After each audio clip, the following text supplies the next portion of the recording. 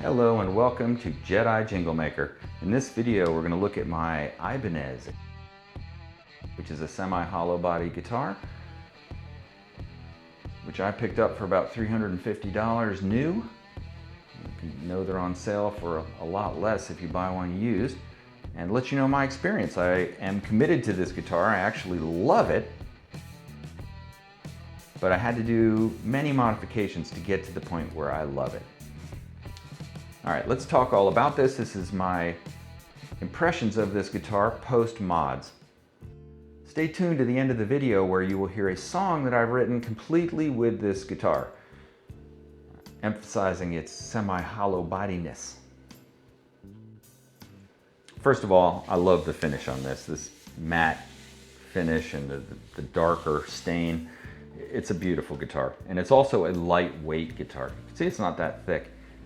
It's really a great lightweight guitar. It feels like a classic guitar. The neck is burly, as I would put it. It's like a thicker neck, a little thinner up towards the top of the neck, but definitely you feel the girth of it, which you gotta love in a classic guitar. The action is very low now. It was less low before. It's got this tune-o-matic bridge, so you only have so many ways that you can adjust the height of it, but it's pretty optimal right now. So it plays like a dream now, but I had to do many things to it to get it to this point. One thing I don't plan on doing is replacing this pickup configuration. These are cheap Ibanez pickups, I would suppose, but man, they sound great for the semi-hollow body stuff. So maybe a little noisy, but I would tolerate that easily for that tone. I can work with the level of noise that this produces. But I really like these pickups. The sound is excellent. The volume knob did die on me, and that was a problem, but not a problem because I had a better one put in, and I also had them install a treble bleed, which I think is very important. It sounds great now. I can roll the volume down and get the full sound. I don't use the tone knob much, so who cares about that. Another thing is this, I don't know if you can see, the wiggler. I would prefer it wasn't. It works fine. It's just that I would rather have a more solid switch that doesn't do that. Minor gripe, easy to fix. Another thing that bothered me initially was that these fret ends, they weren't so bad initially, but within a short amount of time, it was really rough fret ends. I've never had a guitar that was like that, with it being, extremely rough in here. I actually had to take it back to the guitar tech twice to have it get it to the point where I found it to be good. Right now it is, let's say, 75% good in my opinion, to where the tech got it, but I could still feel a little bit of roughness, and the thing I'm going to do to remedy that is I've got a StewMac fret finishing file that I'm going to use to just polish off these ends and make it completely smooth. But now it's at a point where it's very nice, but I'm going to take it even farther. Now, I also had this nut replaced with in this case, a PRS Graphite Nut, and that was a huge difference. Actually, this is the second nut replacement I've done on this guitar in the amount of time I've had it. The initial Graphite Nut I had, for whatever reason, this guitar was not holding tune anymore with the new Graphite Nut. It wasn't holding tune great before.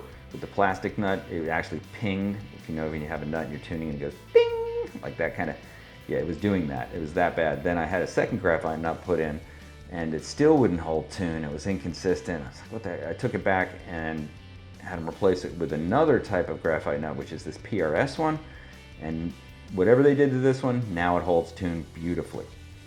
So no complaints. And of course the nut is filed to the right place for everything else in the guitar after a good setup. I also replaced the tuners with these Gotoh locking tuners. I felt that the style of this guitar, was really meant to stay with that silver aesthetic. These are just the non-staggered height tuning pegs. Makes string changes so much easier and adds perhaps a level of tuning stability assurance as well. The fretboard itself is really unusual. It's nothing like any of my other fretboards. It almost feels, I don't know, it just has a different feel.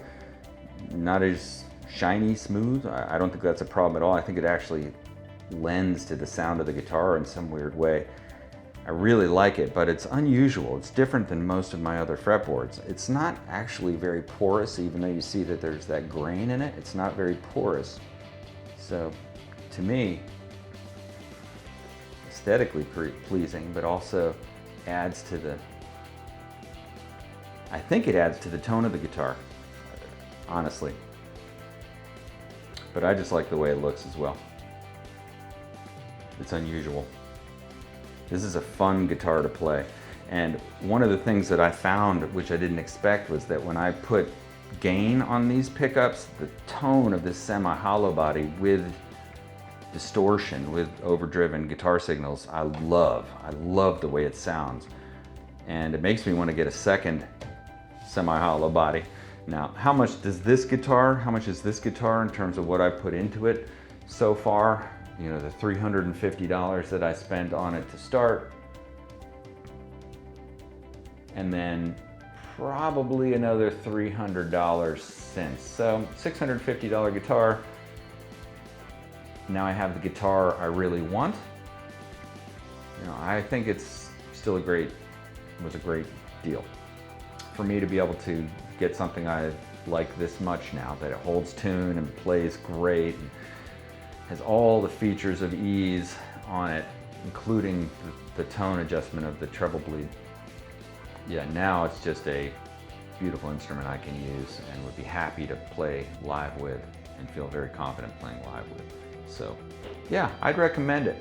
I really would, but just know you might be, if you're gonna be turning it into a gig-worthy guitar, you might be putting a little bit of extra funds into it. Maybe you get lucky and things are set up a little better right out of the box than mine, but for me it's, you know, mandatory to get the locking tuners and the graphite nut and do things like that to make it solid.